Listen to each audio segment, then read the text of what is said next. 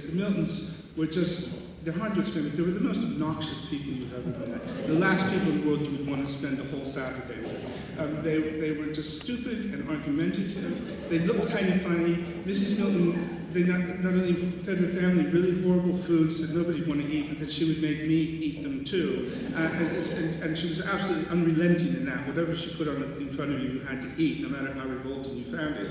And so just to be stuck with them for a whole day filled me with dread. And then on top of that, their little boy was Milton. The family, honestly, that wasn't their real name, but the family did have a tradition of giving the firstborn male of every generation the same first name as the family's last name.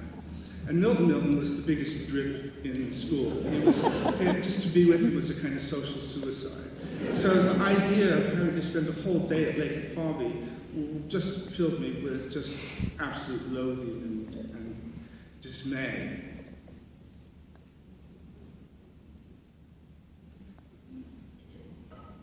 Excuse me. I have to burp, I'm sorry. So I went to Lake Ahquabi in a mood of gloomy submission, crammed into the Miltons' ancient dinky Nash, a car with the comfort and stylish zip of a chest freezer, expecting the worst and received. We got heatedly lost for an hour in the immediate vicinity of the state capitol building, something that was almost impossible for any normal family to do in Japan. And when we finally reached Ahquabi, we spent 90 minutes more, with much additional disputation, unloading the car and setting up a base camp on the shady lawn beside the small artificial beach. Mrs. Milton distributed sandwiches which were made of some kind of pink paste that looked like, and for all I know was, the stuff my grandmother used to secure her dentures to her gums. I went for a little walk with my sandwich and left it with a dog that would have nothing to do with it. Even a procession of ants I noticed later had detoured 3 feet to avoid it. Having eaten, we had to sit quietly for 45 minutes before swimming, lest we get cramps and die horribly in 6 inches of water.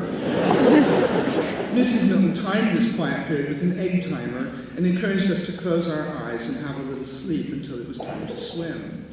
Far out in the middle of Lake Ahquabi, there was moored a large wooden platform on which stood an improbably high diving board, a kind of wooden Eiffel Tower. It was, I'm sure, the tallest wooden structure in Iowa, if not the entire Midwest. The platform was so far out from shore that hardly anyone ever visited it. Just occasionally, some teenage daredevils would swim out to have a look around. Sometimes they would even climb the many ladders to the high board and even cautiously creep out onto it, but they always retreated when they saw just how suicidally far the water was below them. No human being had ever been known to jump from the high board at Lake Ahquabi. So it was quite a surprise when, as the egg timer dinged our liberation, Mr. Milton jumped up and began doing neck rolls and arm stretches and announced that he intended to have a dive off the high board. Mr. Milton, it must be said, had been something of a diving star at Lincoln High School, but that was on a 10-foot board at an indoor pool. Ahquabi was of another order of magnitude altogether. Clearly, he was out of his mind. Word of his insane intention was already spreading along the beach when Mr. Milton jogged into the water and swam with steady, even strokes out to the distant platform. He was just a tiny, distant stick figure when he got there, but even from such a distance, the high board seemed to loom hundreds of feet above him. Indeed, seemed almost to scrape the clouds. It took him at least 20 minutes to make his way up the zigzag of ladders to the top. Once at the summit, he strode up and down the board, bounced on it experimentally 2 or 3 times, then took some deep breaths, and finally assumed a position at the fixed end of the board with his arms at his sides. It was clear from his posture and poised manner that he was going to go for it. By now, all the people on the beach and in the water, several hundred altogether, had stopped whatever they were doing and were just silently watching. Mr. Milton stood for quite a long time, then with a nice touch of theatricality, he raised his arms, ran like hell down the long board, and imagine, if you will, an Olympic gymnast sprinting at full tilt towards a distant springboard, and you've got something of the spirit of it, took one enormous bounce and launched himself high and outward in a perfect swan dive. It was a beautiful thing to behold, I must say. He fell with flawless grace for what seemed whole minutes.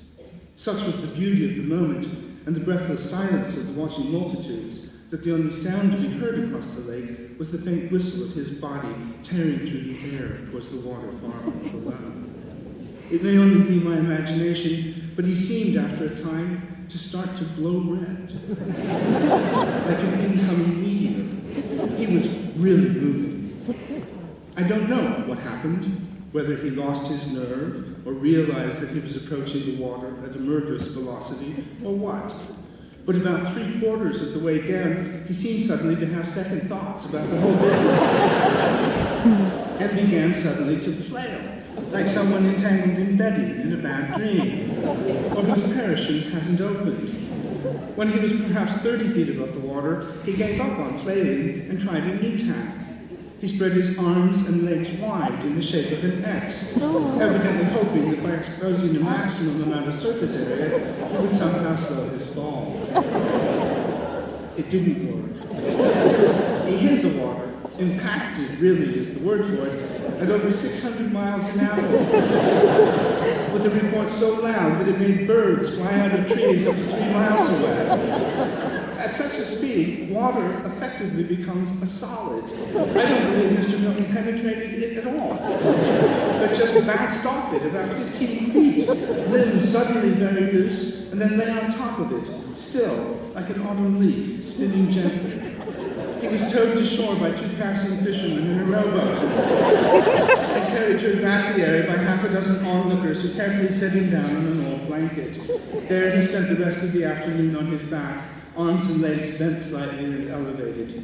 Every bit of frontal surface area on his body, from his thinning hairline to his toenails, had a raw, abraded look, as if he had suffered some unimaginable misfortune involving an industrial sander.